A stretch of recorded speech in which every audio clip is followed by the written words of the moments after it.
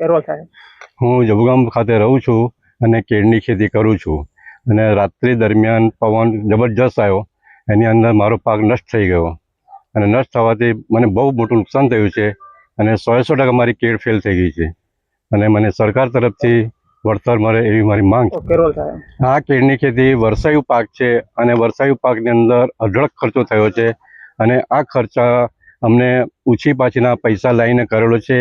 આની અંદર બિયારણ બી કોસ્ટલી છે, ટીસ્યુના રોપા રોપેલા છે અને હવે અમારે જ્યારે પાકની લણણી લેવાની થઈ તે સમયે આ પાક નુકસાન થયો છે પાકને પવનના કારણે, એટલે વર્ષ અમને સહાય આપવી જોઈએ. બરાબર, કેટલા પ્રમાણમાં નુકસાન થયું છે?